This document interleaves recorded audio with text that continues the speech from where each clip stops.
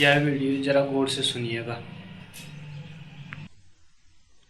ब्रह्मकाण्डं तु भक्तौ तस्य अनुज्ञानाय सामान्या बुद्धिः हेतु प्रवृत्तिः अविशुद्धे अवधातवत् ततङ्गनान च तामैश्वर्यपदां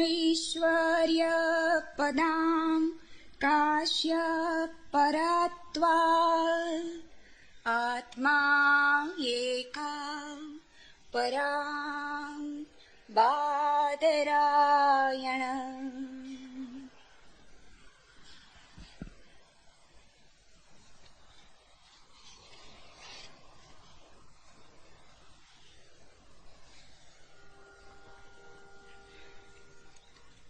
मनुष्य का अस्तित्व 3 तलों में विभाजित है।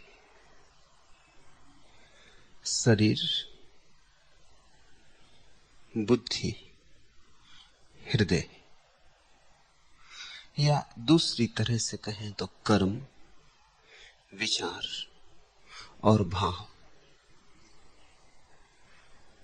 इन तीनों तलों से स्वयं की यात्रा हो सकती। स्थूलतम यात्रा होगी कर्मवाद की। इसलिए धर्म के जगत में कर्म कांड स्थूलतम प्रक्रिया है।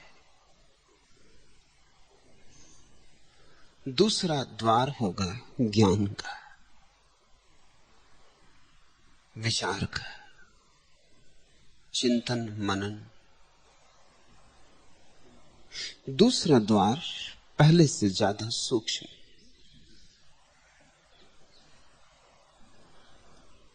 दूसरे द्वार का नाम है ज्ञान योग।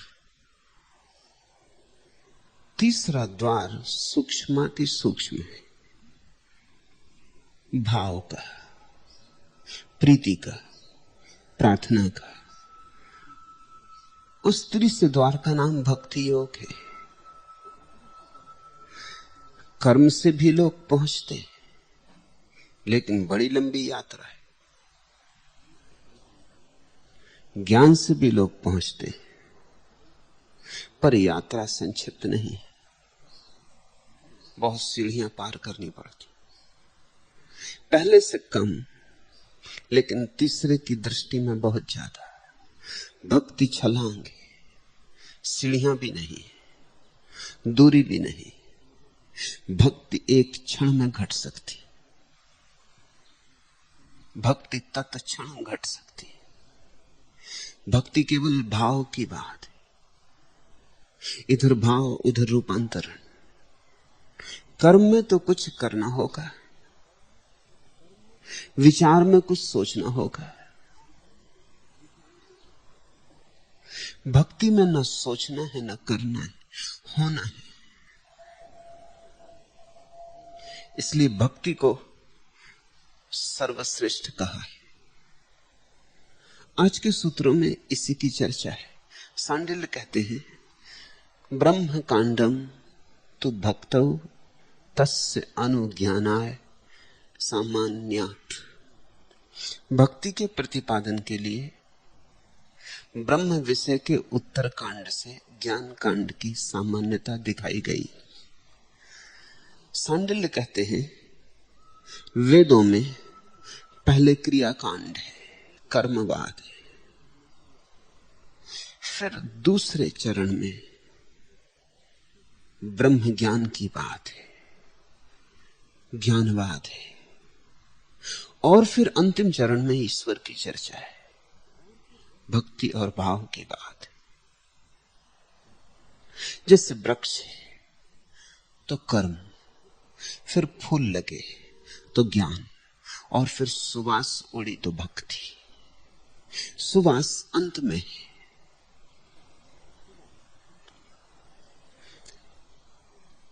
जो व्यक्ति वृक्ष को ही पूजता रह गया वह अटक गया। जिसने फूल को ही सब कुछ मान लिया, उसे अभी परम की प्राप्ति नहीं हुई। जो सुवास के साथ एक हो गया वही स्वतंत्र है। वृक्ष की तो देह है जड़ देह, फूल की देह है उतनी जड़ नहीं, ज्यादा सूक्ष्म तरंगों से निर्मित है, ज्यादा रंगीन है, ज्यादा माधुरी से भरी है। फिर भी देह तो देह है, वृक्ष की छाल जैसी खुरदुरी नहीं, रेशम जैसी चिकनी, पर देह तो देह है, रूप तो रूप है, आकार आकार है। आकार से बंधन तो पड़ता ही है, फिर चाहे पत्थर की लकीर खींचो, चाहे फूलों की एक लकीर बनाओ, रेखा बनती है तो विभाजन हो जाता है। फूल भी अभी दूर है। सुवास एक हो गई, सुवास ने देह छोड़ दी।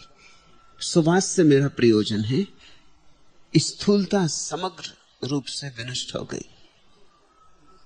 इसलिए सुवास को तो तुम देख नहीं सकते, अनुभव कर सकते हो, पकड़ नहीं सकते, मुट्ठी नहीं बांध सकते, अनुभव कर सकते हो।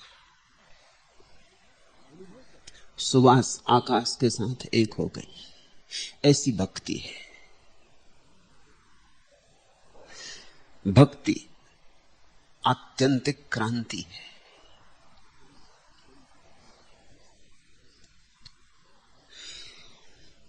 सांडिल्य कहते हैं इसलिए वेदों में भक्ति की चर्चा अंत में आई है, अंत में ही आ सकती है। लेकिन इधर कोई 200-300 वर्षों से इस देश में कुछ लोगों ने बड़ी मूढ़तापूर्ण बात फैला रखी। उन्होंने ये फैला रखा है कि कलयुग में तो भक्ति ही काम की, जैसे कि भक्ति निकृष्टतम है। उन्होंने ये बात चला रखी है कि कलयुग में और सब मार्ग तो संभव नहीं, वो तो सतयुग में संभव थे, जब लोग महान थे, जब लोग शुद्ध और सात्विक थे, जब लोगों के जीवन में प्रामाणिकता थी, सच्चाई थी, जब पृथ्वी पर मनुष्य जैसा नहीं देवता जैसा चलता था, तब संभव था ज्ञान। अब तो कलयुग है, काले दिन आ गए, अमावस की रात है, पापियों का फैलाव है, सब तरफ पाप है, पुण्य की कहीं कोई खबर नहीं। इस अंधेरे युग में, इस काली रात्रि में तो जो निकृष्टतम है वही संभव हो सकता है, वह है भक्ति। यह तो बात उल्टी हो गई। जितना सात्विक व्यक्ति हो उतनी भक्ति संभव होती है, जितना असात्विक व्यक्ति हो उतना कर्मकांड संभव होता है। भक्ति तो सुगंध है, भक्ति तो परा है। इसलिए यह कहना कि इस निकृष्ट युग में भक्ति ही एकमात्र उपाय है, इस कारण कहना क्योंकि आदमी पतित हो गया है और पतित आदमी और कुछ कर नहीं सकता है, बुनियादी रूप से गलत बात है, 100% गलत बात है। ख्याल रहे, आदमी पतित नहीं हुआ है, आदमी रोज विकासमान है, इसलिए भक्ति संभव है। मैं भी तुमसे कहता हूं कि आज भक्ति संभव है, लेकिन कारण यह नहीं कि आज अमावस की रात है, कारण यही कि आज पूर्णिमा है। मैं भी यही कहता हूं कि आज भक्ति के सिवाय और कुछ काम नहीं आएगा, क्योंकि आदमी प्रौढ़ हुआ है, उठ चुका क्रियाकांडों से। आज क्रियाकांड पर किसका भरोसा है? आज अगर कहीं यज्ञ होता हो तो सिवाय मूढ़ों के और कौन इकट्ठा होता है? जो आज के नहीं है वो इकट्ठे होते, जिन्हें कब्रों में होना चाहिए थे वो इकट्ठे होते, जो 2000-3000 साल पुरानी खोपड़ी लिए बैठे वे इकट्ठे होते। आज की दुनिया में कौन सोचता है कि यज्ञ करने से वो पानी गिरेगा? कहां है इंद्र, कहां है तुम्हारे देवता? गए सब। जो तुमने बचपन में सोची थी परियों की कथाएं, उनका अब कोई मूल्य नहीं रहा।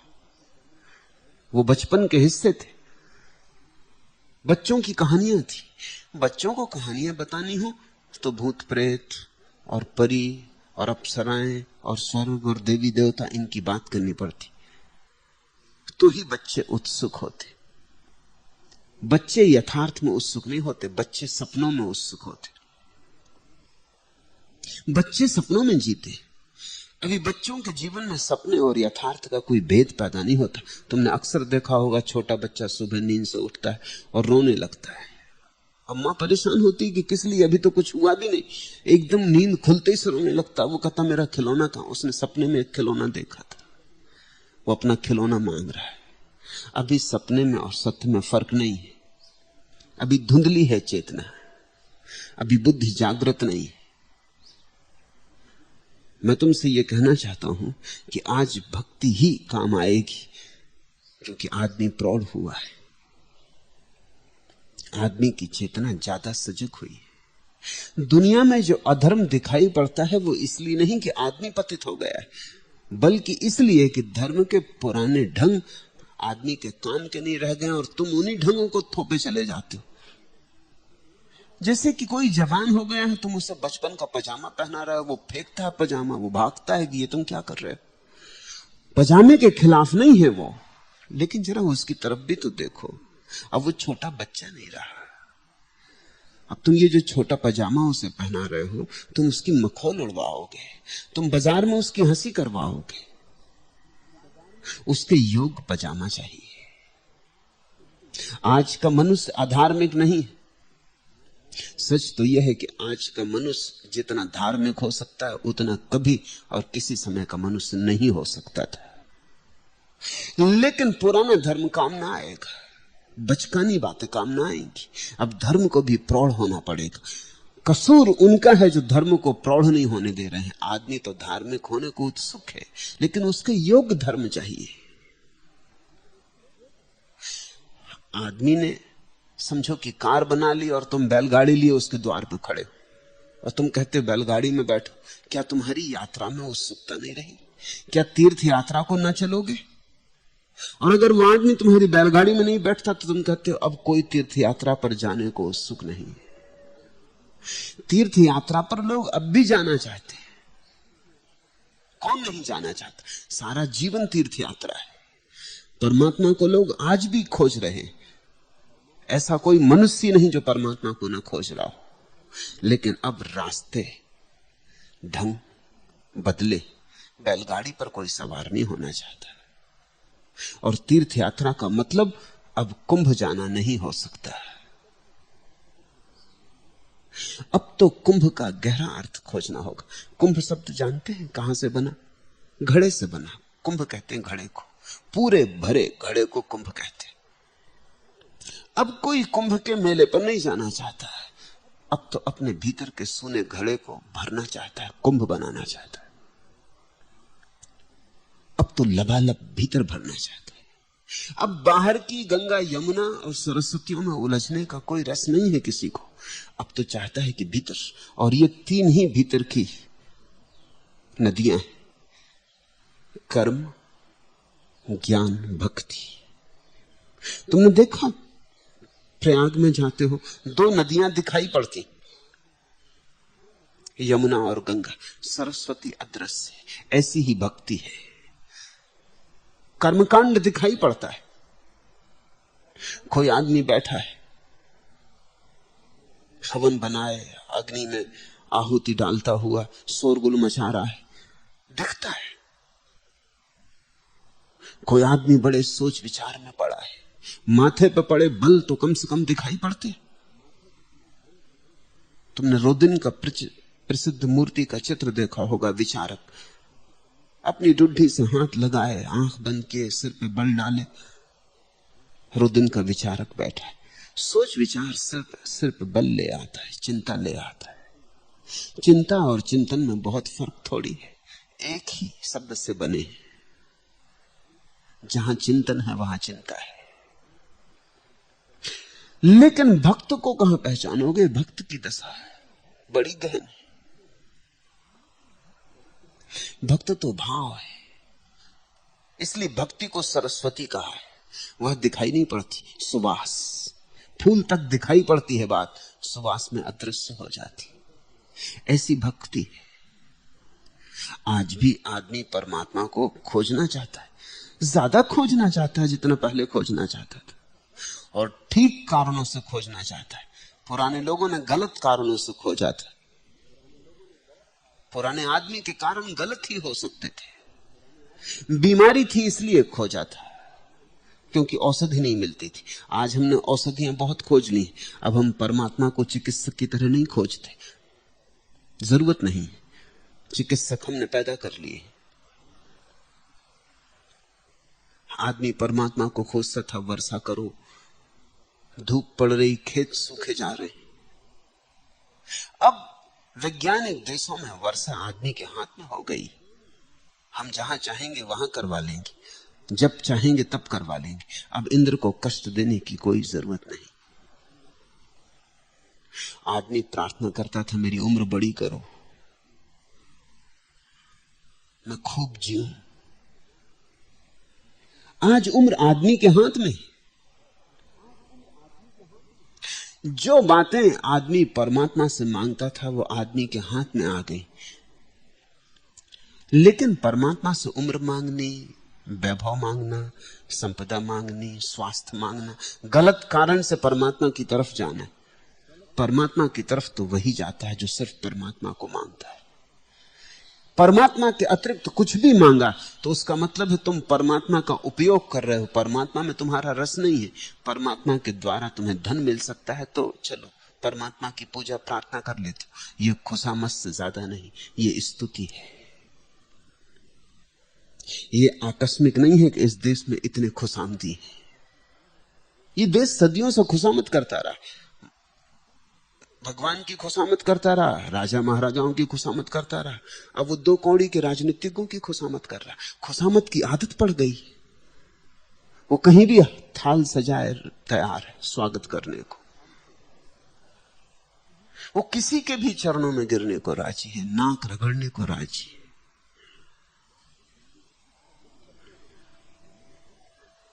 रुस्पत देने को राजी, क्योंकि वो सदा से रुस्पत देता रहा है। ये भारतीय चरित्र हो गया। लोग कहते हैं भारत में इतनी रुस्पत क्यों है? ये कोई नई बात नहीं है।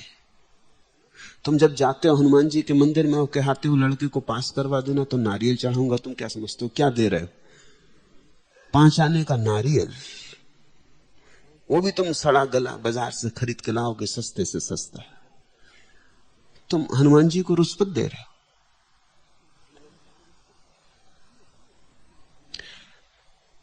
ये सारी की सारी गलत वृत्तियां धर्म के नाम से प्रचलित थी, ये समाप्त हो गई। ये अच्छा हुआ, जाल छूटा इन बीमारियों से। अब आदमी अगर खोजेगा तो परमात्मा के लिए ही खोजेगा।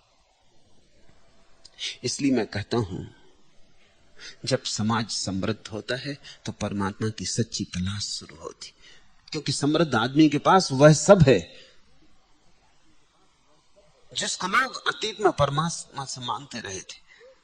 सब है उसके पास, और फिर भी वह नहीं है। सब है और सब खाली है। धन की राशि लग गई है और भीतर गहरी निर्धनता है। हाथ में बड़ी शक्ति है और भीतर प्राण कप रहे हैं, भीतर बड़ी कमजोरी है। यह सदी परमात्मा को ठीक कारणों से खोजना चाहती। कोई अधार्मिक नहीं हो गया है। धर्म काम के नहीं रह गए। धर्म के ढंग ओछे पड़ गए, पुराने पड़ गए। धर्म के ढंग आज के विकसित आदमी के अनुकूल नहीं है। मैं भी तुमसे कहता हूं भक्ति आज के अनुकूल है, लेकिन मेरा हेतु, मेरा कारण अलग। दूसरों ने तुमसे कहा भक्ति आज के लायक है क्योंकि तुम इतने पतित हो और कुछ तुम्हारे लायक हो भी नहीं सकता। मैं तुमसे कहना चाहता हूं भक्ति तुम्हारे लायक है क्योंकि तुम पहली दफे प्रौढ़ हुए हो। मनुष्य जाति पहली दफे जवान हुई है। बचपन के धुंधले दिन गए, प्रौढ़ मस्तिष्क पैदा हुआ है। इसलिए भक्ति काम की है। सांडल्य से मैं राजी हूं, क्योंकि सांडल्य कहते हैं भक्ति सर्वोपरि है।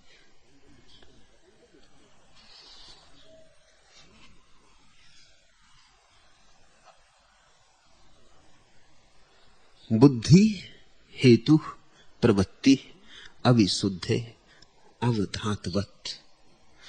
जब तक धान पर छिलका रहता है तभी तक धान को उदकुल, उदुकल और मूसल द्वारा कूटा जाता है। इसी प्रकार बुद्धि संबंधी प्रवृत्तियां तभी तक रहती हैं जब तक चित्त शुद्ध नहीं हो जाता। सांडिल्य कहते हैं भक्ति के लिए कोई साधन आवश्यक नहीं है, सिर्फ भाव। भक्ति के लिए कोई सीढ़ियां नहीं है, सिर्फ छलांग का साहस, कहें दुस्साहस, अपने को छोड़ के परमात्मा में गिरने की हिम्मत, जैसे नदी सागर में गिरती। जब नदी सागर में गिरती है तो झिझकती होगी, जरूर झिझकती होगी, क्योंकि अब तक जो थी अब नहीं रह जाएगी। वे कुल किनारे जिनमें बही, वे पर्वत श्रृंखलाएं जिनमें जन्मी, वे मैदान जिनसे गुजरी, वे लोग, वे वृक्ष, वे मौसम, वे सुंदर सुबह और सुंदर सांझें, और न मालूम कितने गीत और गांव-गांव के गीत और गांव-गांव की धुनें, वे सब याद आती होंगी। सारा अतीत रोकता होगा नदी को कि ठहर जा, क्यों मिटी जाती? फिर तू नहीं रह जाएगी, तेरा तादात्म्य खो जाएगा। तू अपने किनारे मत छोड़, क्योंकि किनारों में ही तेरा अस्तित्व है, तेरा तादात्म्य है, तेरा होना है, तेरी परिभाषा है। तू गंगा है कि तू सिंधु है कि तू नर्मदा है। सागर में गिर के न तू गंगा रह जाएगी, न सिंधु रह जाएगी, न नर्मदा रह जाएगी। सागर में गिरते ही तू नहीं हो जाएगी। रुक जा, ठहर जा, पीछे लौट के देख। तेरा अपना एक अतीत है, तेरी अपनी एक विशिष्टता है, तेरा अपना एक कुल है, अपना एक गौरव है। हिमालय में जन्मी तू, याद कर कितने कितने लोगों ने राह में तेरी पूजा की। याद कर कितने दिए तुझ में छोड़े गए और कितने फूल तुझ पे गिराए गए। याद कर लोग कितने आनंदित थे। याद कर वे प्रसन्न चेहरे, याद कर वे धन्यवाद और कृतज्ञता के भाव जो तुझे अर्पित किए गए। और आज तू मिटने चली इस खारे सागर में, पीने योग्य भी न रह जाएगी। फिर कोई फूल ना चढ़ाएगा, फिर घाट ना बनेंगे तेरे किनारे पर, तीर्थ ना उमगेंगे तेरे किनारे पर, मेले ना भरेंगे तेरे किनारे पर। फिर तेरा कोई किनारा नहीं, फिर तू नहीं। रुक जा। अगर नदी सोचती तो ऐसा होता है, आदमी सोचता है इसलिए ऐसा होता है। परमात्मा में छलांग लगानी, अपने को खोना है, सिर्फ थोड़े से दुस्साहसी लोग कर सकते। फिर मैं तुम्हें याद दिलाऊं, जिनको तुम धार्मिक कहते हो अक्सर कायर और कमजोर लोग होते हैं। उनके कारण धर्म डूबता और बदनाम होता है। जिनको तुम धार्मिक कहते हो मंदिरों, मस्जिदों, गुरुद्वारों में बैठे हुए लोग अक्सर कपे हुए लोग हैं, हाथ पैर कप रहे हैं, उनके घबराहट में घुटने टेक दिए हैं उन्होंने। धर्म उनके जीवन में वस्तुतः पैदा होता है जो निर्भीक है, जो अभय है, जो परमात्मा से भयभीत होकर प्रार्थना नहीं करते, जो परमात्मा के प्रेम में पड़ते हैं तब प्रार्थना करते। दोनों में भेद समझ लेना, बड़ा भेद है। जहर अमृत का भेद है, जीवन मृत्यु का भेद है। एक आदमी भय से भी प्रेम कर सकता है, मगर वो प्रेम किस मतलब का होगा? तुम किसी की छाती पे तलवार लिए खड़े हो और कहते हो मुझे प्रेम करो, करेगा क्योंकि तुम्हारी तलवार देख रहा है, तुम्हारी आंखों में दानव देख रहा है। करेगा, झुकेगा, तुम्हारे हाथ चूमेगा, तुम्हारे पैर चूमेगा और कहेगा कि मैं तुम्हें प्रेम करता हूं, सिर्फ तुम्ही को प्रेम करता हूं, तुम्हारे लिए जी रहा हूं, तुम्हारे लिए जीऊंगा। और भीतर इसके ठीक विपरीत बात होगी कि अगर ये तलवार कभी मेरे हाथ में पड़ जाए और कभी तुम्हें सोते में पालूं तो तुम्हें मजा चखा दूं, तो तुम्हें बता दूं ये प्रेम का अर्थ क्या है, तो तुम्हें झुका दूं अपने चरणों में इसी तलवार के सहारे। जहां भय है वहां घृणा पैदा होती, प्रेम पैदा नहीं होता। क्योंकि दुनिया के धर्मों ने लोगों को ईश्वर भीरु बनाया, इसका अंतिम परिणाम यह हुआ कि लोग ईश्वर के दुश्मन हो गए। सारी दुनिया की भाषाओं में ऐसे शब्द है, ईश्वर भीरु, गॉड फीयरिंग। इससे ज्यादा कुरूप शब्द नहीं हो सकते। महात्मा गांधी ने कहा, मैं किसी से नहीं डरता, सिर्फ ईश्वर से डरता हूं। मैं तुमसे कहता हूं और सबसे डरना, ईश्वर से मत डरना। ईश्वर से डरे तो कभी संबंध ही नहीं हो पाएगा। ईश्वर से डरोगे तो फिर जुड़ोगे कैसे? भय से कहीं कोई संबंध बनता है? भय तो विषाक्त कर देता है। भय नहीं, ईश्वर और तुम्हारे बीच प्रेम की तरंग चाहिए। प्रेमी एक दूसरे में डूबने को आतुर होते। भक्त भय से पैदा नहीं होता, और जो भय से पैदा होता हो जान लेना वो भक्त नहीं, वो सिर्फ भयभीत है। इसी भयभीतता के कारण दुनिया में धर्म कम दिखाई पड़ता है, क्योंकि सदियों तक आदमी को भयभीत किया गया। इसका इकट्ठा परिणाम यह होगा कि फ्रेडरिक नीत्शे जैसे विचारक ने घोषणा की कि ईश्वर मर गया है।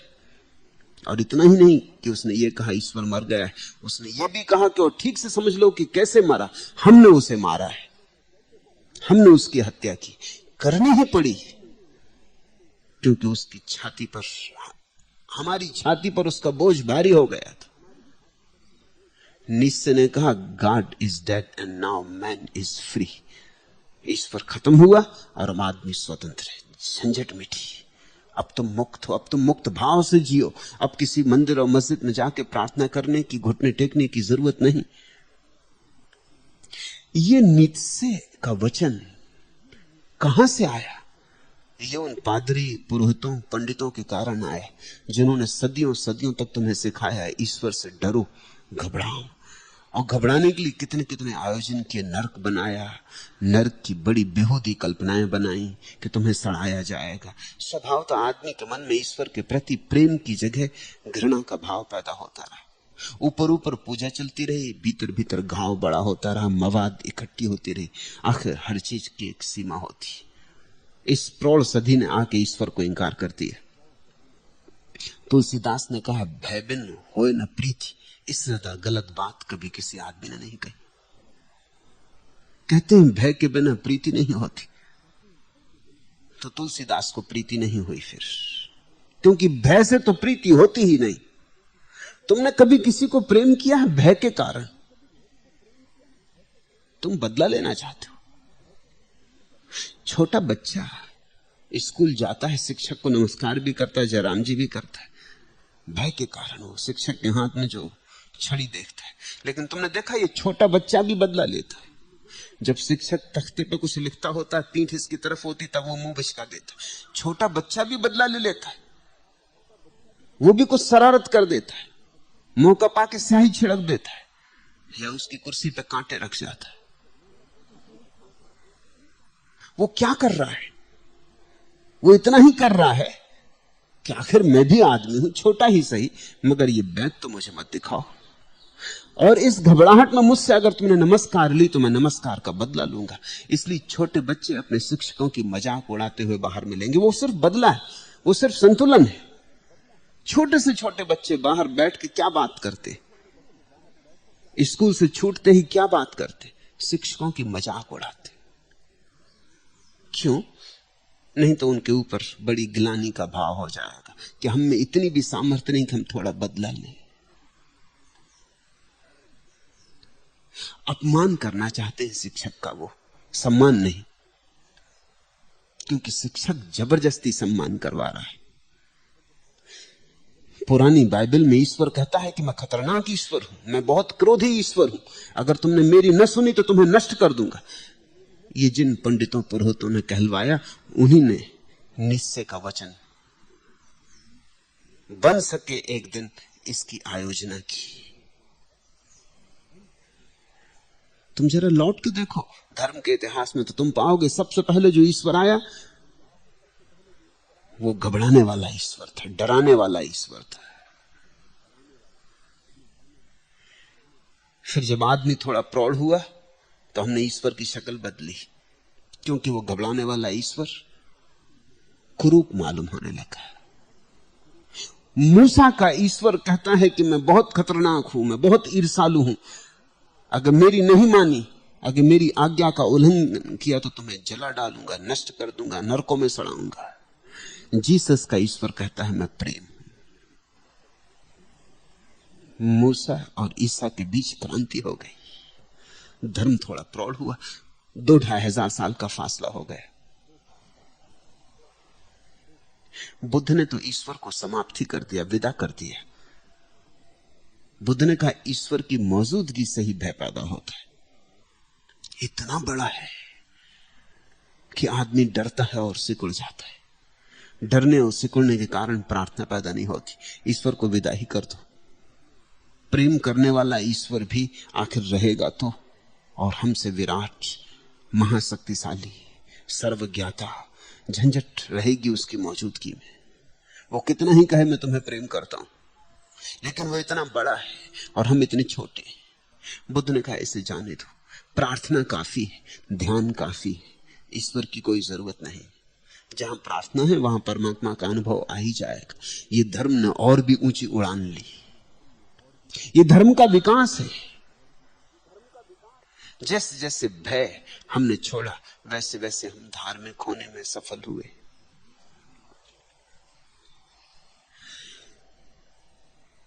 लेकिन जब तक बुद्धि है, जब तक विचार है, तब तक अशुद्धि रहेगी। सांडिल्य कहते हैं भाव तो परम शुद्धि है। वहां तो शुद्ध करने को कुछ भी नहीं बचता, भाव यानी शुद्धि। वहां तो आदमी छलांग लगा लेता है। इसलिए भक्ति में कोई साधन नहीं है, न श्रवण, न मनन, न निधिध्यासन। भक्ति में कोई साधन नहीं, न योग, न तप, न विराग। भक्ति में कोई साधन नहीं। भक्ति तो शुद्ध साध्य है। लेकिन आदमी का शरीर है, शरीर में बड़ी अशुद्धियां, तो योग की जरूरत है, तो व्यायाम की जरूरत है। तो शरीर को शुद्ध करने के उपाय हैं, देह शुद्धि की विधियां, वही योग है।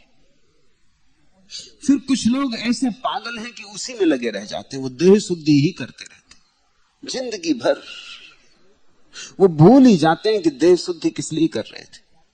जैसे कोई अपने घर को साफ करने में लग जाए, क्योंकि साफ ना करेंगे तो रहेंगे कैसे घर में, और फिर भूल ही जाए कि रहना भी है और साफ ही करता रहे। मैं एक घर में कुछ दिनों तक रहा है, महिला बिल्कुल पागल थी सफाई के लिए। वो इतनी पागल थी कि अपने पति को भी सोफे पे बैठने नहीं देती थी, सलवट पड़ जाए।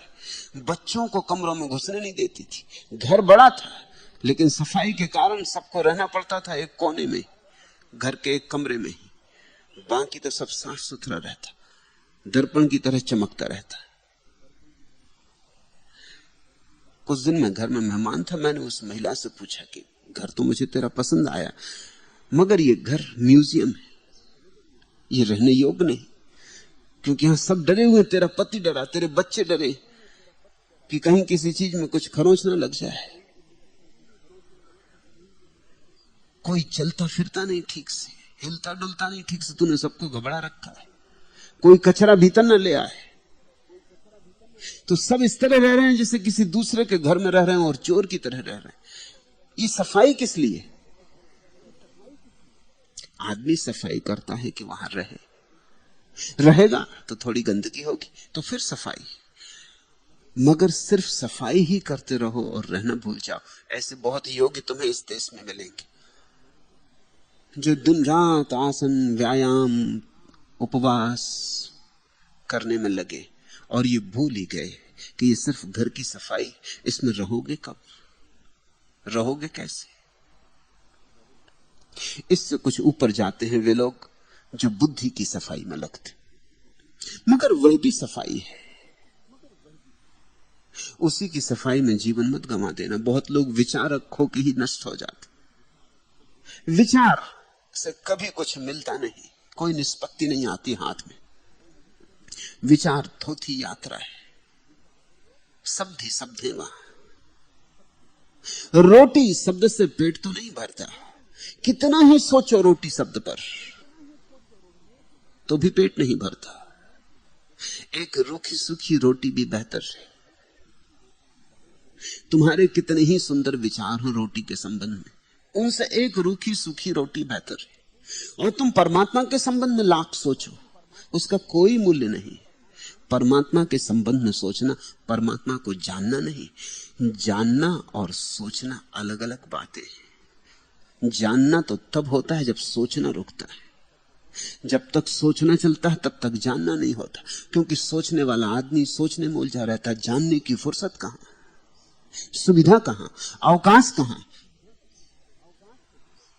जो आदमी फूल के संबंध में सोच रहा है वो फूल के सौंदर्य को जी ही नहीं पाता। कोई पक्षी गीत गाता है और जो आदमी पक्षी के इस गीत के संबंध में विचार करने लगता है, इसका ध्वनि शास्त्र क्या है, इसकी उत्पत्ति कैसे, इस पक्षी का कंठ कैसा होगा, उसके कंठ का यंत्र कैसा है, ध्वनि को पैदा करने वाली ध्वनि की संभावना, ध्वनि का अर्थ, इस सब में जो पड़ गया है वह व्यक्ति पक्षी के गीत के आनंद को अनुभव नहीं कर पाएगा। वो पक्षी के गीत को जानने से रह जाएगा। ऐसा ही समझो कि तुम्हें एक सुंदर कविता दी गई और तुम इस उलझन में पड़ गए कि इसकी व्याकरण क्या है, शब्दों का जमाव कैसा है, शैली कौन सी है, नई है कि पुरानी, आधुनिक है कि प्राचीन। फिर छंद के नियम पाले गए हैं या नहीं, मात्राएं सब अपनी जगह हैं या नहीं। अगर तुम इस सब में पड़ गए तो एक बात पक्की है कि तुम बहुत कुछ कविता के संबंध में जान लोगे, लेकिन कविता को जानने से वंचित रह जाओगे। या ऐसा समझो कि तुमने वीणा को बजते देखा और तुमने वीणा खोल के बैठ गए और देखा कि तार कहां बने, जापान में कि जर्मनी में, लकड़ी कहां से लाई गई,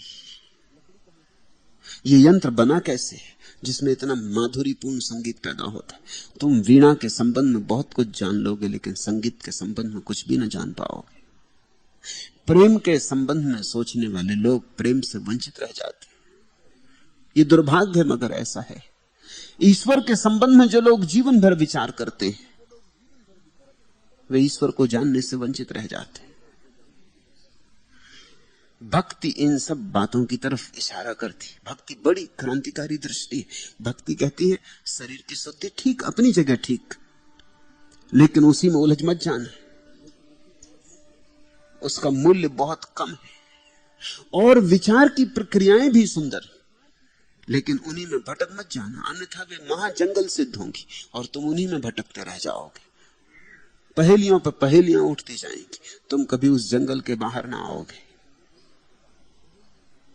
शरीर से पार जाना है और मन से भी पार जाना है। हृदय में आरोपित करना है जीवन चेतना को, हृदय में जड़ें जमानी, भाव में डुबकी लेनी।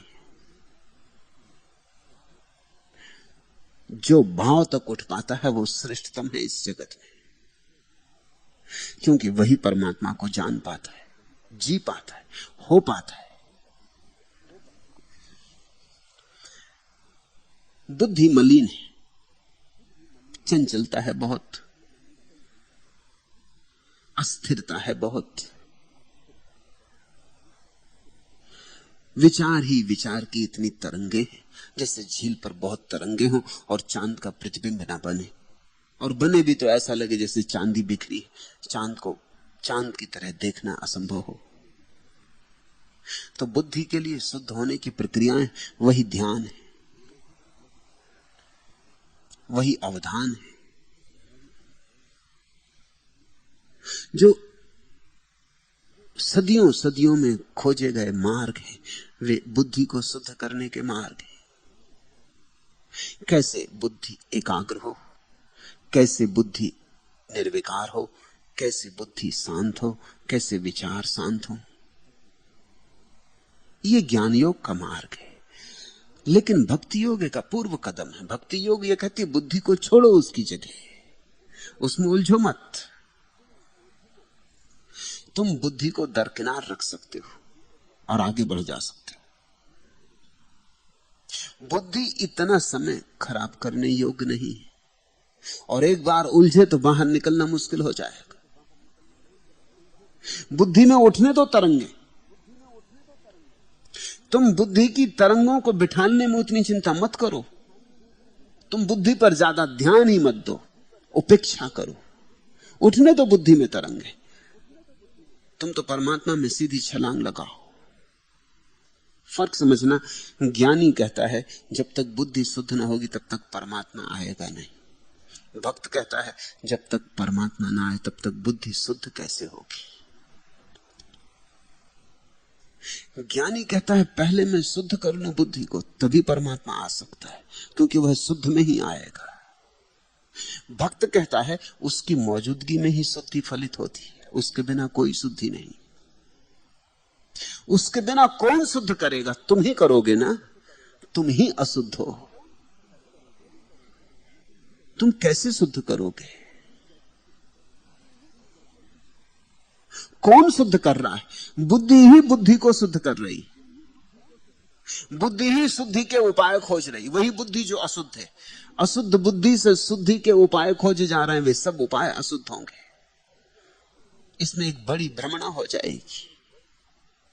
भक्त कहता है स्वीकार करो कि बुद्धि अशुद्ध है, स्वीकार करो कि मैं अशुद्ध हूं, और फिर भी पुकारो उसे कि मैं अशुद्ध हूं भला तेरा हूं, बुरा हूं भला तेरा हूं, जैसा हूं स्वीकार कर, अंगीकार कर, मुझ पर उतर। मैं अपनी धूल खुद न झाड़ पाऊंगा, तेरी वर्षा हो तो मेरी धूल बह जाएगी, मैं शुद्ध हो जाऊंगा। तू आ, तेरे आते ही रोशनी आ जाएगी, तेरी रोशनी में सब निखर जाएगा, सब साफ हो जाए। तू आ, तेरी अग्नि मुझ पे बरसे तो जो कूड़ा करकट है अपने से जल जाएगा, सोना ही बचेगा। आग में बिला डाले सोना निखरेगा कैसे, और भगवान में गुजरे बिना भक्त निखरेगा कैसे। इसलिए भक्ति की दृष्टि को समझ लेना। उसकी दृष्टि यही है कि उसकी मौजूदगी में सब फलित हो जाता है।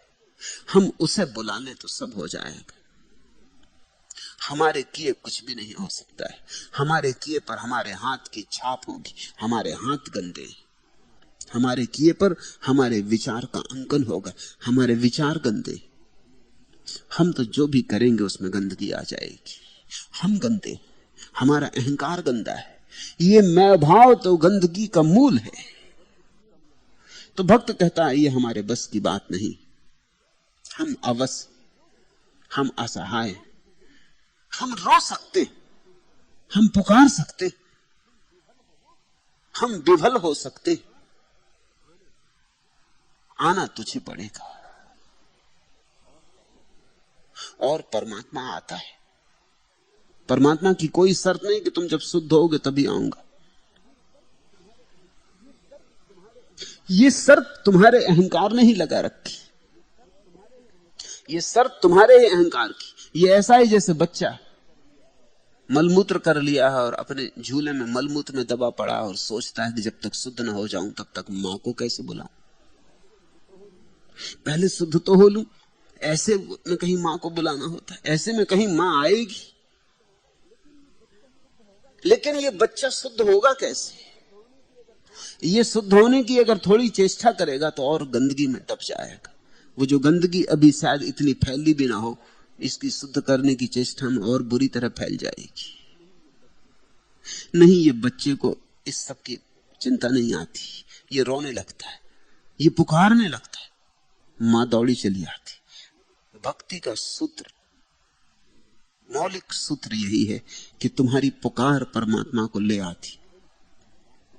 तुम एक बार पुकारो तो,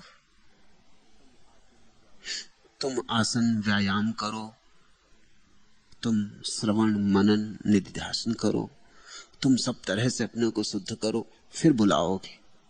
इसमें भी अस्मिता है कि मैं जब शुद्ध हो जाऊंगा तब बुलाऊंगा, लेकिन मैं जब शुद्ध हो जाऊंगा तब। तुमने शर्तें बना रखी अपने ऊपर। तुम शुद्ध हो पाओगे? इस देह को कितना ही शुद्ध करो, ये रोज अशुद्ध हो जाएगी। फिर भोजन करोगे, फिर अशुद्ध हो जाएगी। इसमें तो खून रहेगा और बहेगा, इसमें तो जीवाणु मरेंगे और जिएंगे। ये देह तुम कितनी ही शुद्ध करो, योगी कितनी ही देह में चिंता में लगा रहे, तुम सोचते योगी की देह कुछ भोगी से ज्यादा शुद्ध हो जाती? शायद थोड़ी कम बीमारियां आती होंगी, लेकिन मौत तो फिर भी आती। शायद थोड़े ज्यादा दिन जिंदा रह जाता होगा, लेकिन ज्यादा दिन जिंदा रहे कि कम, इससे क्या फर्क पड़ता है? योगी की देह भी सड़ेगी, उससे भी दुर्गंध उठेगी। सब जब तक व्यर्थ श्रम हुए। और तुम सोचते हो जो बहुत ज्यादा चित्त को एकाग्र करने बैठे रहते हैं, इनका चित्र शांत हो जाता है। सच तो यह है, उल्टा अशांत हो जाता है। तुम्हारे घर में अगर एक आदमी को भी ये सनक सवार हो जाए कि चित्त एकाग्र करना है, तो वो खुद तो अशांत हो ही जाता, पूरे घर को भी अशांत कर देता।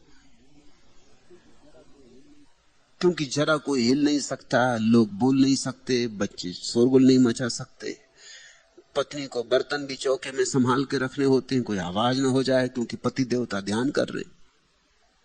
उनका ध्यान अगर खंडित हो जाए और वो बिल्कुल तैयार ही बैठे हैं कि कोई बहाना मिल जाए, खंडित तो हो ही रहा है, किसी बिना बहाने के भी हो रहा है, लेकिन बिना बहाने के वो किस पे टूटे? अगर पत्नी का बर्तन गिर जाए हाथ से, तो वो निकल के भी पूजा ग्रह के बाहर आ जाए कि भ्रष्ट कर दिया मेरा ध्यान, अशांति पैदा कर दी। कोई बच्चा चिल्ला दे तो उनको मौका मिले वो बाहर आ जाए। वो तैयार ही बैठे हैं, वो उबल ही रहे हैं, भीतर भाप इकट्ठी हो रही। तुमने देखा नहीं, जितने लोग ध्यान इत्यादि में बहुत उत्सुक हो जाते, उतने ही ज्यादा अशांत चित्त हो जाते, उतने ही क्रोधी हो जाते। एक आदमी घर में धार्मिक हो जाए तो समझो घर में एक उपद्रव हो गया। वो क्रोधी हो जाता, वो माला फेरता रहता है और चारों तरफ देखता रहता है कि सारा संसार उसके अनुकूल चल रहा है कि नहीं। जब मैं माला फेर रहा हूं तो कुत्ते क्यों भौंक रहे हैं? जब मैं माला फेर रहा हूं तो बच्चे क्यों शोरगुल कर रहे हैं? जब मैं माला फेर रहा हूं तो कोई गीत क्यों गा रहा है? जैसे सारी दुनिया तुम्हारे साथ माला फेरने का निर्णय किए बैठी। नहीं, ये चित्त को शांत करने वाले लोग चित्त को शांत नहीं कर पाते। चित्त को शांत कर पाते हैं वे लोग जो चित्त के ऊपर है उसको बुलाते, जो उसे पुकारते, जो कहते हैं मैं तो ऐसा हूं, बुरा भला तुम्हारा हूं, तुम आओ, मुझे निखारो, मुझे पखारो, मुझे ले चलो, मैं तो अंधा हूं, मेरा हाथ कहो। भक्त कहता है मैं अपने से कुछ न कर पाऊंगा, तुम कुछ करो। यही समर्पण है। इसी समर्पण में शांति है, शुद्धि है। सांडिल्य कहते हैं बुद्धि हेतु प्रवृत्ति अविशुद्धे अवधातवत। जब तक धान पर छिलका रहता है तभी तक धान को मूसल द्वारा कूटा जाता है। जब धान का छिलका उतर जाता है तो फिर उसे कोई नहीं कूटता। क्या छिलका है जिसकी वजह से तुम्हें अशुद्धि हो रही और शुद्ध नहीं हो पा रहा है? अहंकार छिलका है। अहंकार ने तुम्हारी आत्मा को घेरा है। जब तक अहंकार है तब तक बहुत कूटे जाओगे। जिस दिन अहंकार नहीं रहा उस दिन कूटने की कोई जरूरत नहीं रह जाएगी। इसलिए भक्त कहता है न तो कोई योग है न कोई ध्यान है, सिर्फ शरणागति। अहंकार को छोड़ दो तो धान ने अपना छिलका छोड़ दिया, फिर कूटने की कोई जरूरत नहीं रही।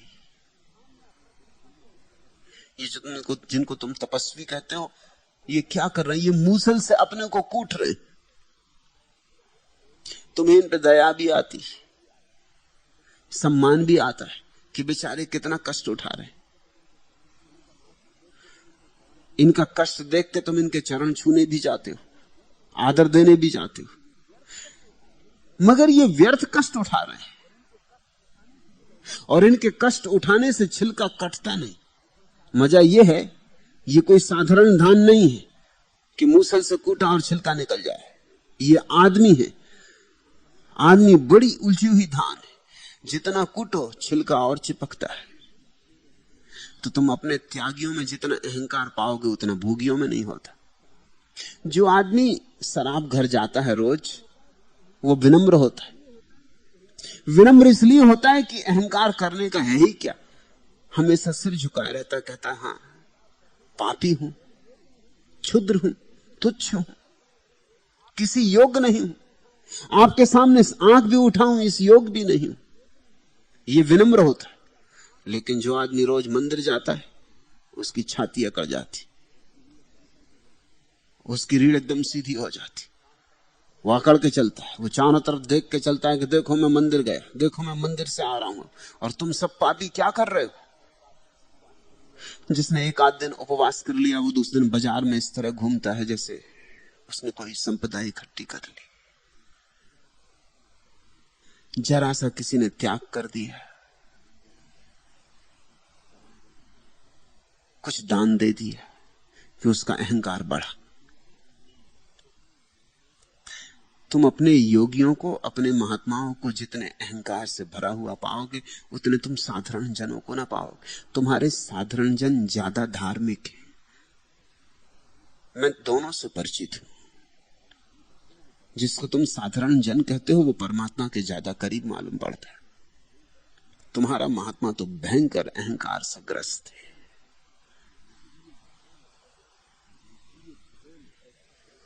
ये धान ऐसी है आदमी की कि इसको मूसल से कूटो तो छिलका और चिपक जाता।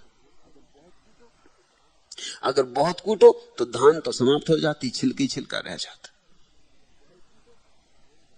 छोछा अहंकार।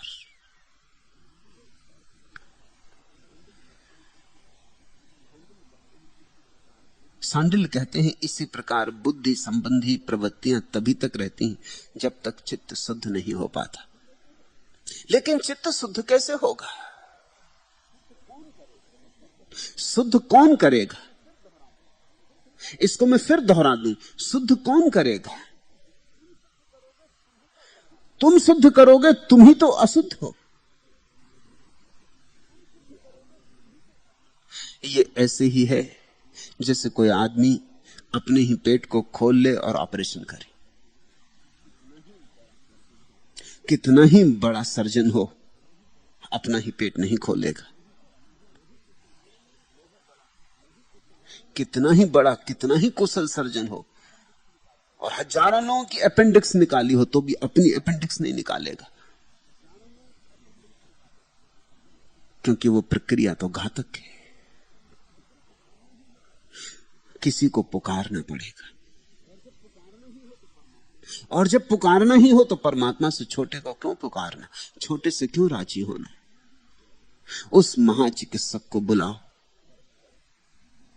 उस परम वैद्य को उतरने दो। उसकी मौजूदगी तुम्हें स्वस्थ कर जाएगी, तुम्हारे घाव भर जाएगी। जो गलत है ले जाएगी, जो सही है दे जाएगी।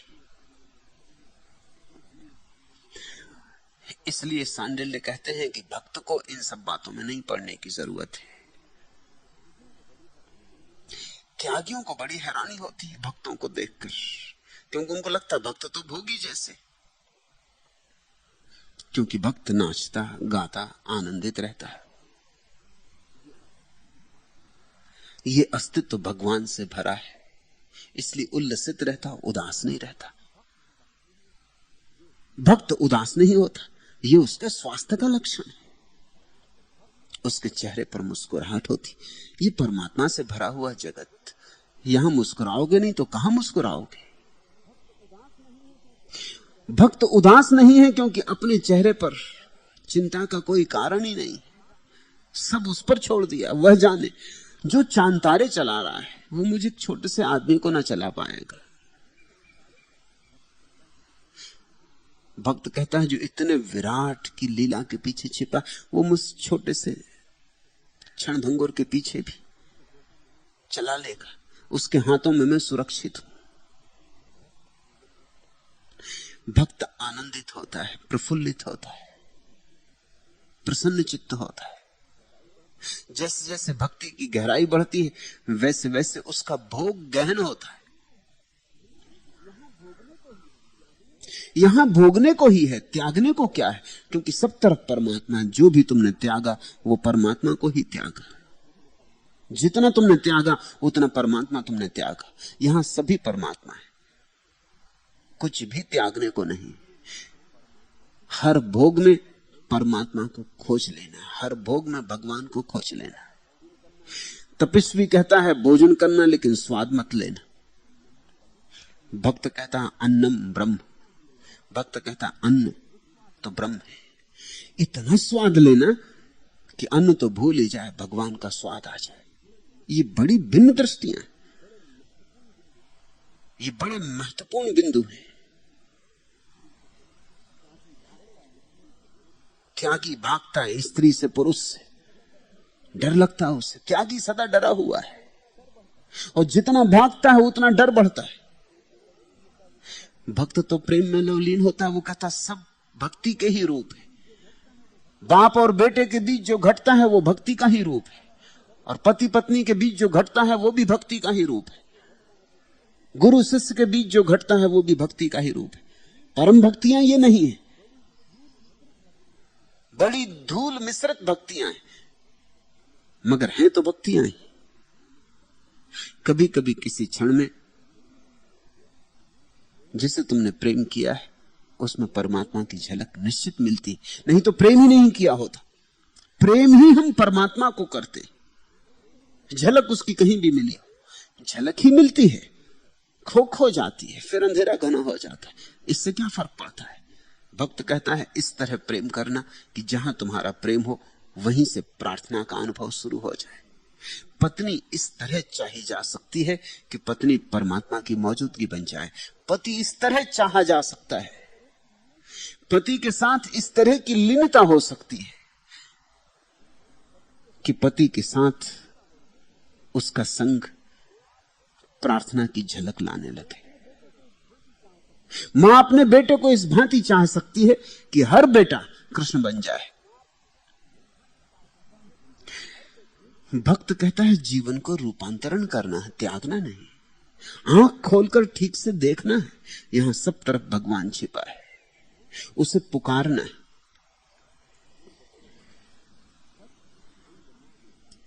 तत् अंगनान चाह, ये बड़ी क्रांति का सूत्र है।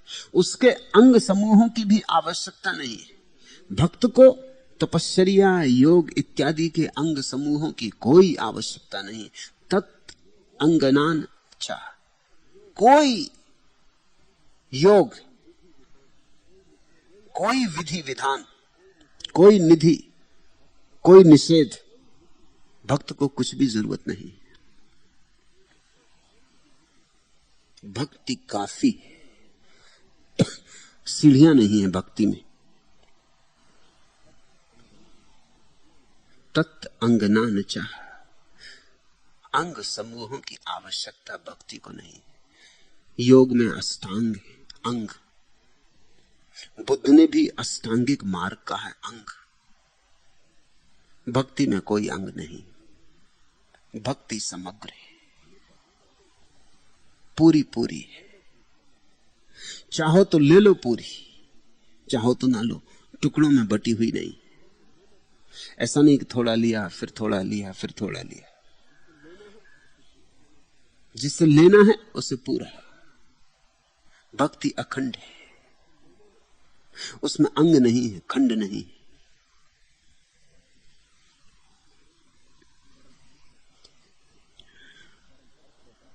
इसका परम अर्थ होता है कि भक्त सब विधि निषेधों से मुक्त। जिसको अष्टावक्र ने कहा है स्वच्छंद था, वह भक्त की परम दशा है। भक्त स्वच्छंद होता है। घबरा मत जाना शब्द स्वच्छंद से। क्योंकि तुमने उसका जो अर्थ सुना है वो गलत है। तुमने स्वच्छंद से अर्थ समझ लिया उच्छृंखल, तुमने स्वच्छंद का अर्थ समझ लिया है जो कुछ भी करता उल्टा सीधा। नहीं, स्वच्छंद का वो अर्थ नहीं। स्वच्छंद का अर्थ होता है जो भीतर के छंद से जीता, स्वयं के छंद से जीता, जिसके ऊपर बाहर से विधि निषेध नहीं आते, जो शास्त्रों में देख देख के नहीं चलता, जिसके पास बाहर के कोई नक्शे नहीं, जो अंतर ज्योति से चलता है। प्रभु को पुकार लिया है, अब प्रभु उसके भीतर नाच रहा है, वो उसी नाच में मस्त है, वो उसी मस्ती में चलता है। अब उस पर कोई विधि विधान नहीं लगते, अब उस पर छोटी छोटी बातें मर्यादा की लागू नहीं होती। इसलिए तो मीरा कहती लोक लाज खोई।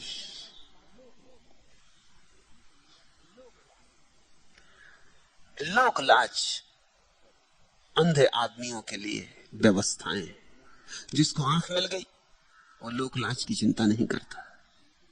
ऐसा समझो कि एक अंधा आदमी एक लकड़ी को लेके चलता है टटोल टटोल के, फिर उसकी आंख ठीक हो गई तो वो लकड़ी को फेंक देता। अब लकड़ी किस लिए? अब वो स्वच्छंद हो जाता है। पहले लकड़ी से बंधा था, पहले एक तरह की परतंत्रता थी, लकड़ी के बिना चल ही नहीं सकता था। उठता था तो पहले पूछता था मेरी लकड़ी कहां। 1 इंच नहीं हिलता था बिना लकड़ी के, बिना लकड़ी के चलना खतरनाक था। लकड़ी ही उसकी परिपूरक आंख थी, वही आंख का काम देती थी। लेकिन अब असली आंख मिल गई, अब आंख की जाली कट गई, आंख खुल गई। अब वो लकड़ी के लिए नहीं रुकता है, अब लकड़ी को टटोलता भी नहीं, अब लकड़ी को लेके चलता भी नहीं, अब लकड़ी की कोई जरूरत भी नहीं। जिसके हाथ पैर ठीक हो गए वो वैसाखी लेके तो नहीं चलता। जगत में इतने विधि निषेध हैं, ऐसा करो, ऐसा मत करो, यहां जाना, वहां मत जाना, इस तरह बोलना, उस तरह मत बोलना, इस तरह का व्यवहार शुभ, इस तरह का व्यवहार अशुभ, यह नीति, यह अनीति, यह चरित्र, यह दुश्चरित्रता। ये सारे जो इतने नियम हैं ये लकड़ियां हैं। आदमी अंधा है, उसके भीतर कोई रोशनी नहीं, उसके पास अपनी आंख नहीं है, उसे टटोल टटोल के चलना पड़ता, नहीं तो गड्ढों में गिरेगा। इतना टटोल टटोल के चलता है फिर भी तो गड्ढों में गिरता है। तो बिना टटोले चलेगा तो और भी ज्यादा गिरेगा। टटोल टटोल के भी कहां बच पाता है। कितना तुम सोचते हो कि क्रोध बुरा है और क्रोध करना नहीं है, और शास्त्र कहते हैं क्रोध मत करो, फिर भी क्रोध आता है, तब आता है। गड्ढा जब आता है तो तुम चूक नहीं पाते, गिर ही जाते। काम वासना जब पकड़ती है तो पकड़ती, फिर ज्वर की भांति पकड़ती, फिर तुम्हारे हाथ के बाहर होती, फिर तुम्हारे सब निर्णय ब्रह्मचर्य के और तुम्हारी सारी पढ़ी लिखी बातें 2 कौड़ी की हो जाती। उस प्रगाढ़ बाढ़ में सब बह जाता है, तुम्हारे सब शास्त्र, तुम्हारे सब शास्त्र। लेकिन जब वासना चली जाती तब तुम फिर अपने शास्त्रों को संभाल के फिर चलने लगते। फिर अपनी लकड़ी उठा ली, गड्ढे से फिर निकल आए, अब तय कर लिया आप कभी ना गिरेंगे, अब जरा और संभाल के चलेंगे और टटोल के चलेंगे। मगर ये लकड़ियां बहुत काम आती नहीं। स्वच्छंद का अर्थ होता है जिसको भीतर का छंद उपलब्ध हो गया, जिसको भीतर की गीतमयता उपलब्ध हो गई, जिसको भीतर का राग सुनाई पड़ने लगा, जिसके भीतर की वीणा बज उठी। अब बाहर से उसको हिसाब नहीं लगाना पड़ता, अब तो उसके भीतर की वीणा के जो अनुकूल है वही शुभ है, जो अनुकूल नहीं है वही अशुभ है। इसको हम ऐसा कहें, भक्त के अतिरिक्त और लोग सोच सोच के करते हैं कि क्या ठीक है और क्या गलत है। भक्त जो करता है वही ठीक है और भक्त जो नहीं करता वही गलत है। भक्त ठीक ही करता है क्योंकि भक्त ने अपने को भगवान के साथ तन्मय कर लिया। और भी ठीक होगा यह कहना कि भक्त अब कुछ नहीं करता, जो भगवान उससे करवाता है वही करता। भक्त ने अपने को उसके हाथ में छोड़ दिया। भक्त कहता है जो तेरी मर्जी, राम बनाना रावण बना दे, राम बना दे, रावण बनाना रावण बना दे, जो तेरी मर्जी। मेरी अपनी कोई मर्जी नहीं, मेरी अपनी कोई ना मर्जी नहीं। मेरा अपना कोई निर्णय नहीं, सब निर्णय तेरे हाथ में। तू जिलाए तो जीऊं, तू मारे तो मरूं। न तो जीने में मेरा कोई रस है, न मरने में मेरा कोई भय है। एक ही रस है मेरा कि तेरे हाथ मेरे हाथों को पकड़ ले और मैं तुझसे अलग कभी भी ना चलूं। तू चलाए वैसा ही चलूं। ऐसी भगवान में तल्लीनता की दशा में स्वच्छंदता अपने आप पैदा हो जाती। स्वच्छंदता के लिए जो शब्द उपयोग किया है शास्त्रों में वह है परमहंस। इसलिए भक्त पर कोई नियम लागू नहीं होता। तुम्हारी सामान्य नैतिकताएं अनैतिकताएं लागू नहीं होती। मैं ये नहीं कह रहा हूं कि तुम अपनी सामान्य नैतिकता और अनैतिकता को छोड़ देना। मैं ये कह रहा हूं कि जब तुम भक्त होगे तो वे छूट ही जाती, वे बच नहीं सकते। भक्त का व्यक्तित्व बड़ा विद्रोही होता है क्योंकि चरित्र मुक्त होता है। तुमने देखा, राम की कथा को हम कहते हैं रामचरितमानस। कृष्ण की कथा को नहीं कहते, कृष्ण की कथा को कहते हैं कृष्ण लीला। चरित्र जरा ठीक नहीं है वहां कहना। कृष्ण में चरित्र जैसा कुछ भी नहीं है। राम में चरित्र ही चरित्र है, लीला जैसा कुछ भी नहीं। राम सत पुरुष है, सत चरित्र, मर्यादा पुरुषोत्तम। क्या करना है खूब सोच सोच के फूंक फूंक के कदम रखते। जो करना चाहिए वही करते, जो नहीं करना चाहिए कभी नहीं करते। एक धोबी भी छोटी सी बात उठा देता है, 2 कौड़ी की बात, लेकिन राम की मर्यादा ऐसी कि वो सीता को त्याग देते। एक भी आदमी ने अगर संदेह उठा दिया तो उनके चरित्र को लांछन लगता है। पिता आज्ञा दे देते और पिता ने आज्ञा कोई बहुत सोच समझ में नहीं दी थी। दशरथ कोई बहुत चरित्र के व्यक्ति मालूम नहीं होते। बुढ़ापे में विवाह कर लिया था। उस नवयुवती से अक्सर जब कोई बूढ़ा आदमी विवाह करता तो झंझटें होती। बूढ़ा आदमी विवाह करता है तो जो नई युवती को ले आया पत्नी बनाकर उसकी हर बात माननी पड़ती। अब और तो कुछ कर भी नहीं सकता, जवानी तो है नहीं उसके पास कि प्रेम से आपूर कर दे इस युवती को। अब इसका प्रेम तो भर नहीं सकता, इसलिए परोक्ष रूप से और भी कुछ मांगे तो वो भर देता है। हीरे जवाहरात खरीद लाता है, कार खरीद देता है, बड़ा मकान बना देता है। ये परिपूर्तियां हैं, जवानी तो है नहीं। तो दशरथ ने बुढ़ापे में विवाह किया। इस नई युवती ने वचन ले लिया कि मैं जो कहूंगी वही तुम्हें मानना पड़ेगा, एक वचन मेरा पूरा करना पड़ेगा। अब ये एक बड़ी क्षुद्र सी बात थी, लेकिन उसने राम को वनवास भेज दो 14 वर्ष के लिए, क्योंकि उसके बेटे को राज्य मिले। ये अनैतिक बात थी, नियम के अनुकूल नहीं थी। राम मानते ऐसा आवश्यक नहीं था। राम कह सकते थे ये बात ही गलत है, गलत के सामने मैं न झुकूंगा, मगर राम है मर्यादा पुरुषोत्तम। गलत सही का सवाल नहीं, पिता की आज्ञा पिता की आज्ञा है। ऐसा नहीं कि राम को ना दिखा होगा कि गलत, दिखा होगा, लेकिन वे मर्यादा से चलेंगे, वे नियम के अनुकूल होंगे, वे लकीर के फकीर होंगे। जैसा है, जैसा होना चाहिए, जो विधि कहती है, विधान कहता है, संस्कार कहते हैं, उस रत्ती भर यहां वहां नहीं होंगे।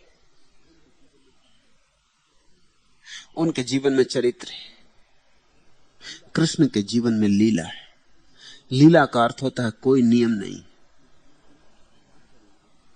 इसलिए कृष्ण क्या करेंगे उसकी पहले से भविष्यवाणी नहीं की जा सकती। कृष्ण बेबूझ रहेंगे, कुछ भी कर सकते, दिए गए वचन भी भंग कर सकते, क्योंकि कृष्ण जो कह रहे हैं वो इस क्षण के लिए लागू है, कल के लिए नहीं। इमर्सन का बड़ा प्रसिद्ध वचन है कि जो आज तुम्हारे भीतर से कहा जाए कहना, और जो कल तुम्हारे भीतर से कहना चाहे, कल जो कहना चाहे वो कल होने देना, बाधा मत बनने देना। ये मत सोचना कल कि मैंने बीते कल ऐसा कहा था, अब मैं ऐसा कैसे कहूं। प्रत्येक क्षण को उसकी समग्रता में जीना। लीला का अर्थ होता है जीवन में असंगति होगी। तो कृष्ण ने कह दिया था युद्ध में शस्त्र ना उठाऊंगा, और फिर उठा लिया। राम से ऐसी अपेक्षा नहीं हो सकती। राम नैतिक पुरुष, कृष्ण धार्मिक पुरुष, कृष्ण परमहंस। कृष्ण उस जगह है जहां परमात्मा के साथ एक लयता हो गई, स्वच्छंद, अपने को मिटा ही दिया है। अब जो परमात्मा की मर्जी, उस क्षण उसकी मर्जी थी कि वचन दिया कि युद्ध में शस्त्र न उठाऊंगा, और अब उसकी मर्जी है कि उठाना चाहता। तो मैं कौन हूं बीच में बाधा डालने वाला?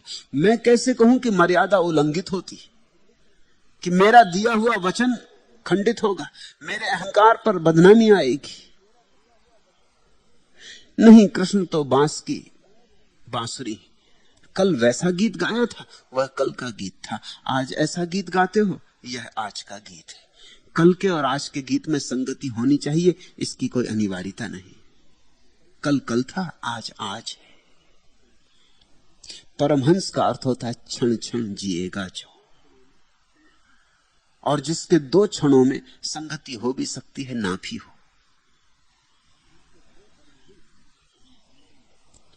परमहंस दशा को हमने अंतिम दशा कहा है।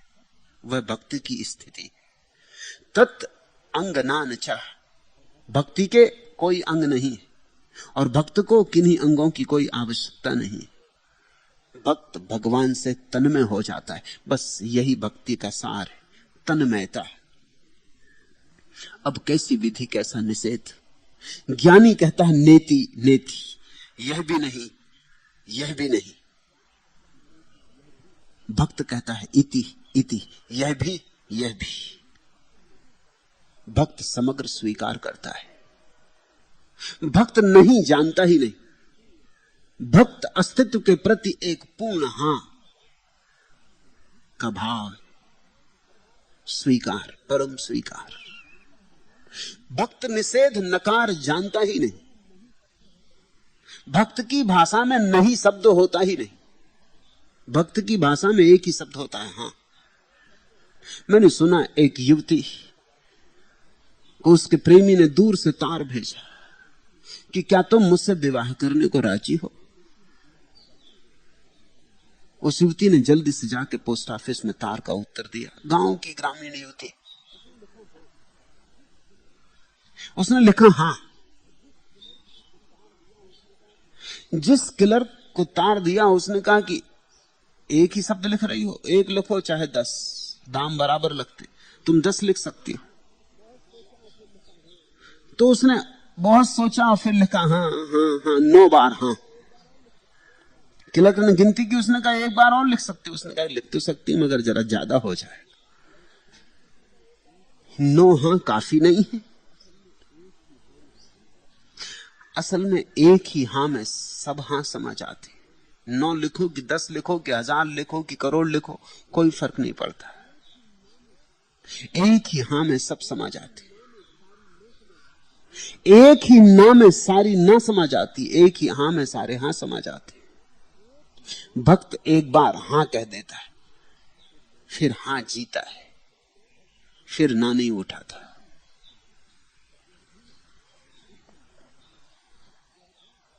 इति इति, यह भी सब परमात्मा है। यहां यहां, अब अभी। भक्त की यह उद्घोषणा है। ताम ऐश्वर्य पदाम काश्यपा परत्वात्। विभिन्नता के कारण आचार्य कश्यप ऋषि ने इसको ऐश्वर्य पदा कहकर वर्णन किया है। कश्यप परम भक्त हुए, भक्तों की परंपरा में प्रथम भक्त हुए। उन्होंने इस अवस्था को ऐश्वर्य पदा कहा है। सांडिल उनका उल्लेख करते। ऐश्वर्य पदा क्यों?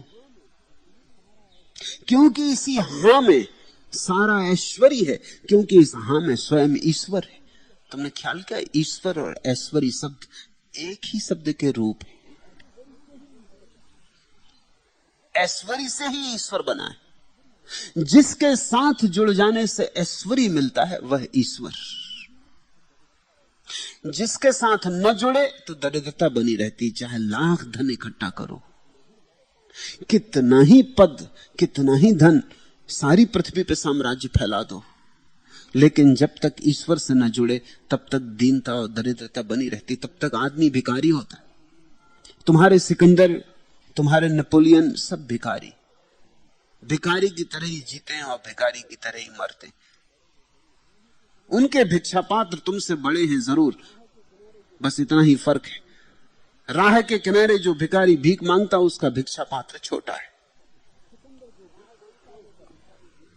सिकंदर जो भीख मांगता उसका भिक्षा पात्र बड़ा है।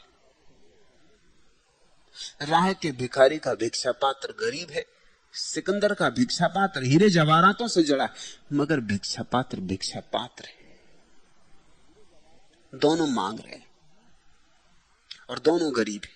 सिकंदर जब मरा तो उसने कहा कि मेरे दोनों हाथ मेरी अर्थी के बाहर लटके रहने देना।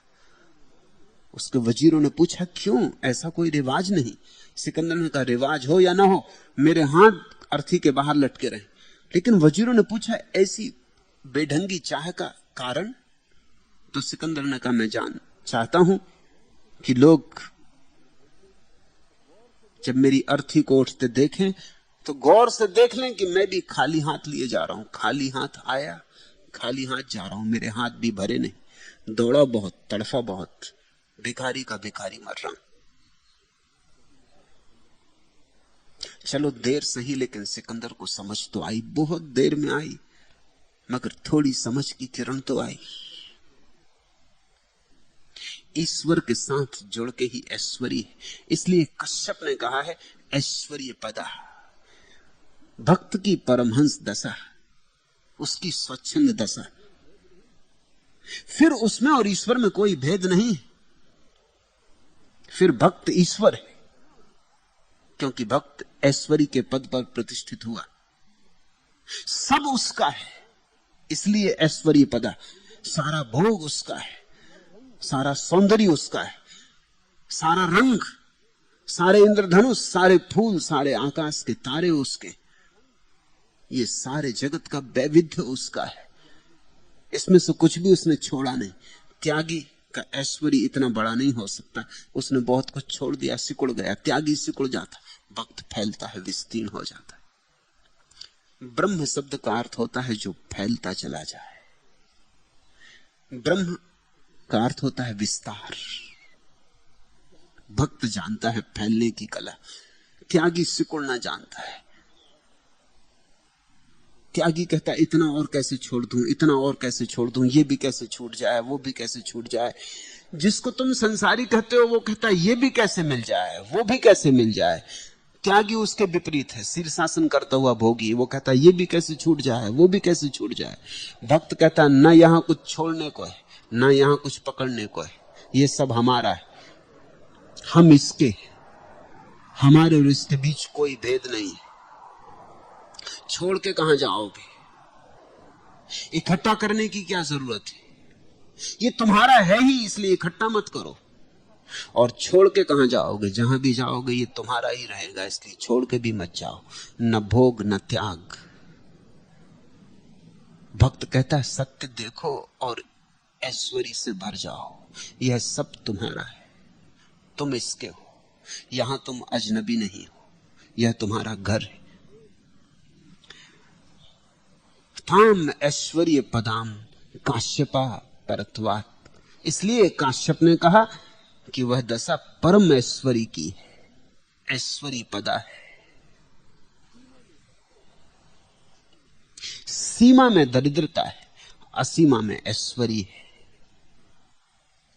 ईश्वर के साथ होकर तुम असीम हो जाते हो।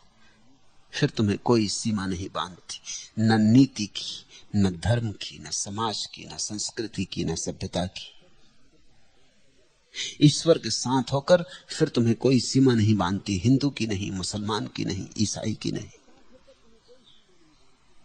ईश्वर के साथ होकर तुम्हें कोई सीमा नहीं बांधती, पुरुष की नहीं, स्त्री की नहीं, गोरे की नहीं, काले की नहीं, सुंदर की नहीं, असुंदर की नहीं, शिक्षित की नहीं, अशिक्षित की नहीं। ईश्वर के साथ होते ही सारी सीमाएं टूट गई। नदी सागर में गिरी, सब किनारे खो गए। नदी सागर में गिरी, नाम रूप सब खो गया। नदी सागर में गिरी, सागर हो गई। काम ऐश्वर्य पदाम काश्यपा परत्वात्। आत्मा एक परान बादरायणा।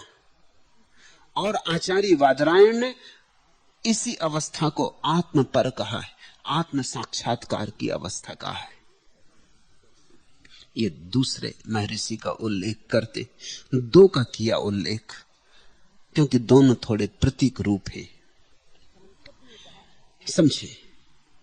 काश्यप ने कहा ईश्वर की अवस्था है वह तू, और बादरायण ने कहा मैं की अवस्था है वह आत्मपरक, आत्म साक्षात्कार की। ये दो शब्द समझ लेने जैसे हैं, मैं तू। ये दो उपाय हैं प्रकट करने के। पश्चिम के बहुत बड़े यहूदी विचारक मार्टिन बुबर ने किताब लिखी आई ताऊ, मैं तू। किताब महत्वपूर्ण है। यहूदी भक्ति संप्रदाय का सारा सार उसमें है। बुबर ने कहा है कि परमात्मा और भक्त के बीच एक संवाद चलता है, मैं तू का संवाद, जैसे प्रेमियों के बीच चलता है मैं तू का संवाद।